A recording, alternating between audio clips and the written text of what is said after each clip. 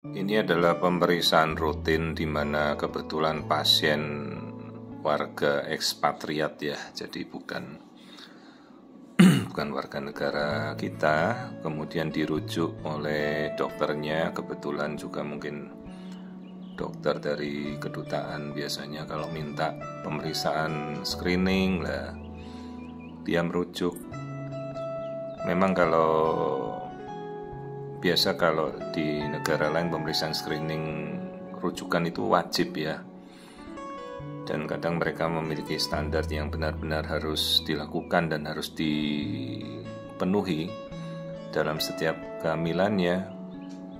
Jadi ya kita harus melakukan pemeriksaan itu. Jadi kita harus juga membuktikan bahwa sekalipun yang kita periksa orang asing juga mereka memiliki standar negaranya sendiri, juga kita tunjukkan bahwa kita mampu melakukan pemeriksaan rutin ya, semuanya standarisasi internasional dimanapun itu.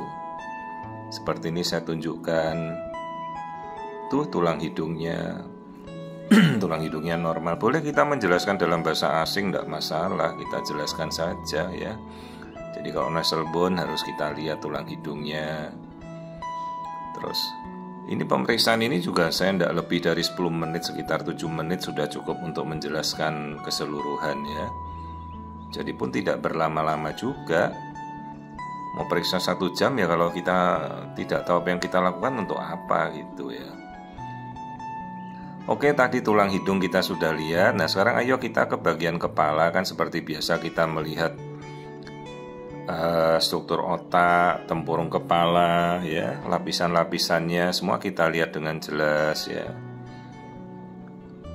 Dan mereka juga mengerti untuk pemeriksaan mereka meminta hanya benar dilakukan oleh seorang konsultan feto-maternal. Kalau di negara luar namanya maternal fetal medicine consultant gitu. Ya ini saya jelaskan ini loh, tulang otak, tempurung kepala, kita ngukur otak belakang namanya cerebellum ya. Saya mau memastikan usia hamilnya cocok nggak nih dengan pemeriksaan USG awalnya kalian. Terus tadi kan saya lihat nih tulang hidung sudah, mata, bola mata kiri kanan, tuh lubang hidungnya, bibir ya kita udah lihat. Oke, kemudian habis ini kan kita mau lihat, ini masih di muka. Terus ini jantung. Jantung kita lihat ya. Jadi ya mau kita warga negara asing, mau negara manapun kan struktur manusia semuanya sama. Jadi pemeriksaan itu kan standarisasi dimanapun sama. Jantung 4 ruang ya. Nah kalau bahasa asingnya kan namanya ventricle dan atrium, itu bahasa Inggris. Kalau dari rongga jantung ya 4 ruangan itu. Kalau kita kan namanya bilik dan serambi, kanan kiri ya. Ini ruangan jantung 4 chamber atau 4 ruang jantungnya sempurna. Nah kita seperti biasa kita tunjukkan, tuh lambungnya ada bu ya. Kalau lambung kan bahasa Inggrisnya stomach ya, normal tuh lambung terisi. Seperti biasa saya jelaskan, kalau lambungnya terisi berarti kan bayi bisa mencerna ya. Nah itu kelaminnya jelas ya, kelaminnya perempuan. Oke.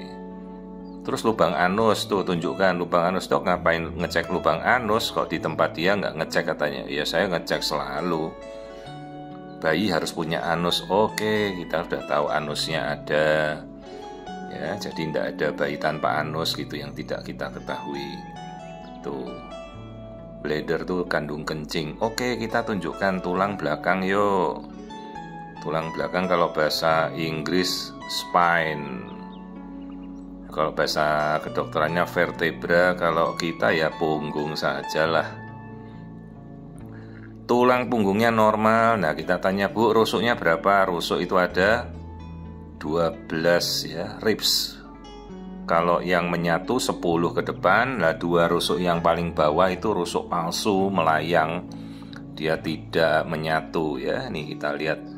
Jadi mereka lihat, ya kita juga bisa melihat dengan benar ya, pemeriksaan yang dilakukan secara terstruktur. Semua kita amati tulang rusuk ya. Jadi pemeriksaan yang kita lakukan benar-benar terstandarisasi. Jadi mereka kembali ke negaranya juga ngerti ya kalau pemeriksaan di tanah air kita sendiri juga sudah sangat mampu gitu. Nah, terus kita lihat struktur kaki. Nah, ini kakinya. Jadi kan kita tunjukkan pada si pasien yang kebetulan warga negara asing ekspatriat ini bisa ngomong bahasa Indonesia juga, tapi lebih baik kita jelaskan bahasa Inggris ya, dia mengertinya. Tuh kakinya normal. Terus kita lihat, oke ini saya mau lihatkan mungkin kelamin, bisa kita lihat sebentar. Nah, ini kelaminnya bayi. Nah, ya tuh kelaminnya jelas ya, perempuan. Oke, jadi semua sudah kita lihat. Nah, lalu baru kita ukur biometri ya, bayi perempuan dengan sangat jelas, sangat tajam, semuanya terlihat. Terus nanti kita ukur biometrinya si bayi, kita lihat hitung berapa beratnya, minggunya dicocokkan.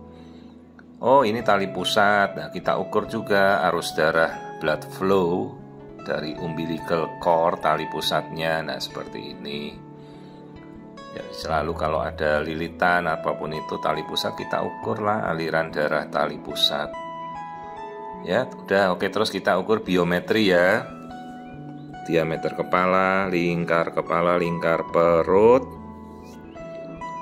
tuai ketuban, dan ini panjang tulang paha.